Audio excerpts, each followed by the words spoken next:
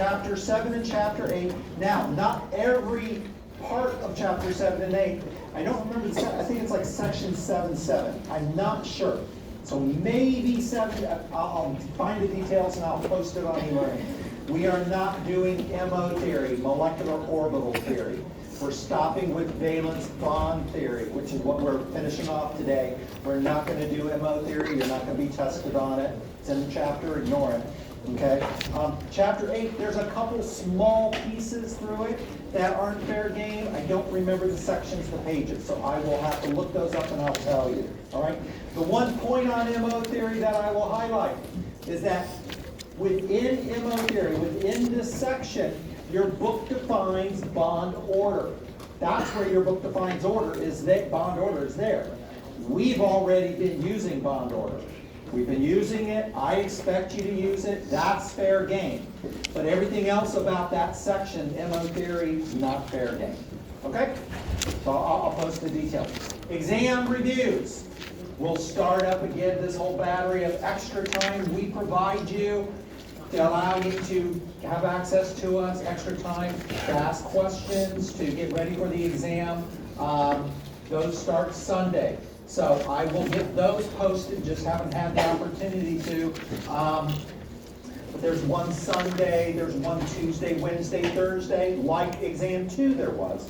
Basically the same days. I think all the hours are the same, I think, except for the Thursday one, GAVA's one, I think is shifted a little bit, but I'll post the details on that. Mine is Tuesday night in here, 7 to 9 p.m. like it was for exam 2. The one on Sunday, Dr. Taylor's session from 4 to 6 p.m. in here will be Sunday, 4 to 6 p.m. in here. All right, so make sure you're taking advantage of those. Make sure you're taking advantage of those. Okay. Where we were, what we were doing is, remember we were using valence bond theory. The idea that we brought our quantum mechanics back into thinking about bonding.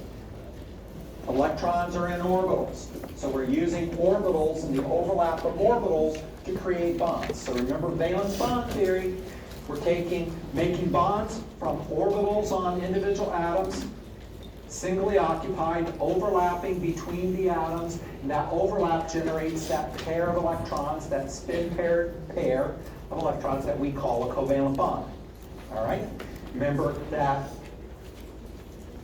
the orbitals are singly occupied, they're on the atoms and they overlap, and that the better the overlap, the better the bond, the more stable the bond.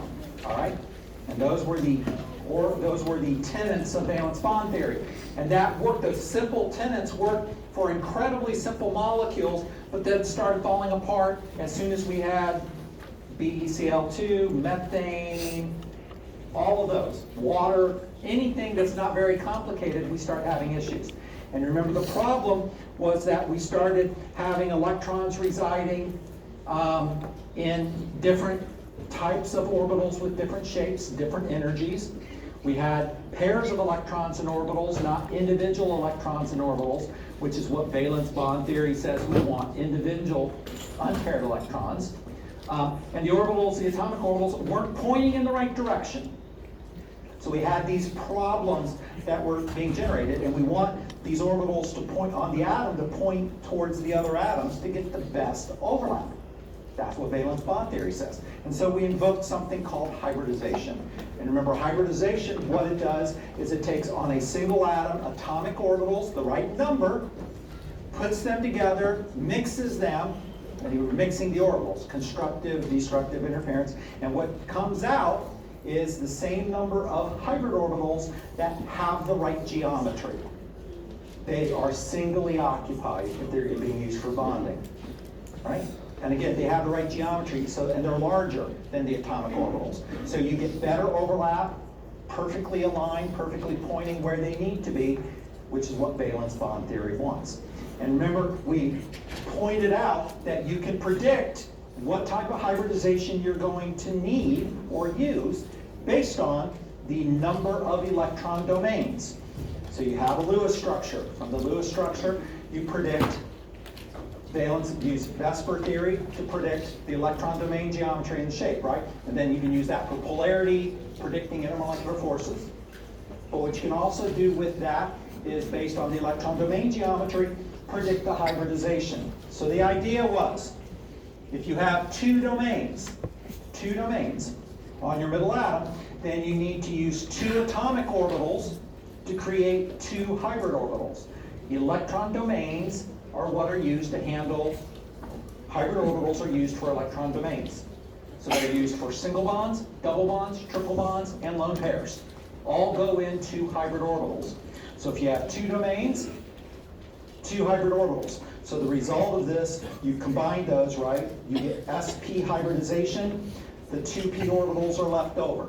So these get used then to make a bond or interact for your two domains. If you have three domains in your structure, you need three hybrid orbitals. So you use three atomic orbitals, an s and two p's, to generate sp2 hybridization. The one p orbital that's left over will be used. We'll talk about that. But these are the ones that get used to interact or handle your electron domains. If you have four, then you use four atomic orbitals to make four hybrid orbitals, which are sp3 hybridization. Now there's no p's left over. They've all been used. If you need five domains, then you need five atomic orbitals. So the s and the three p's aren't enough. We recruit a d to generate sp3d hybridization, five hybrid orbitals. And if you have an octahedral electron domain geometry, six domains, then you need six atomic orbitals, the s and the three p's, but then you need two d's to generate six hybrid orbitals, which are sp3d. So the electron domain geometry, the number of domains, tell you the hybridization. Is everybody okay with that? It can't get much easier than that. But you have to predict the right electron domain geometry. You have to predict the right electron domain geometry. All right? Yes? Thank you. sp3d2. Yes? Okay? If I forget to write something, it's been a long day. Forget to write something, a typo, writing error, just let me know. Don't embarrass me by doing that. And by pointing that out, thank you, other people aren't confused. Okay, so thank you for doing that. All right, everybody okay with this? So, for example, SF4. Let's go through SF4. So when you draw the Lewis structure for SF4, this is your best Lewis structure, right there. All right, so what is the, let's see, so what is the electron domain geometry around the sulfur? Trigonal bipyramidal, 1, 2, 3, 4, 5 domains. So the sulfur, there are 5 domains, okay? One lone pair, remember the lone pair goes in an equatorial position. The other positions are fluorines. I'm not going to worry about putting lone pairs around those, all right? So there it is. Trigonal bipyramidal electron domain geometry. What's the shape of this molecule? This is a seesaw. So trigonal bipyramidal electron domain geometry. Okay, seesaw shape or molecular geometry. What's going to be the hybridization that we use for the sulfur? 5 domains, 1, 2, 3, 4, 5, which means I need an S, I need 3 P's, and I still need one more, so that's going to be a D, sp3d. You start with S, use up as many P's as you need, and then start adding D's. So even if you don't have it memorized, you can start working your way through from S to P to D, and you'll get there. So it's sp3d hybridization. So the sulfur, which originally looks like this, okay? That looks like this.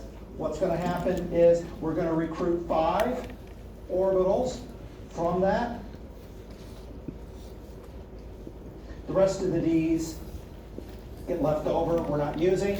And I'm sorry, this is 1, 2, 3, 4, just one. That was just one. Single one there, 5. And then you have 6 electrons, 1, 2, 3, 4, 5, 6. Sulfur has 1 lone pair. There it is. The other 4 sp3ds are used to make 4 bonds with fluorine. SF4, is it polar? Is SF4 polar? Boy, you should be more comfortable with this. Is SF4 polar? Yes. Yes, absolutely, Dr. Diekman. Yes, absolutely. All right? So what kind of intermolecular forces would we expect for SF4? London, everybody should just chime out London, and then dipole-dipole, because it's polar. See what we can ask you to do.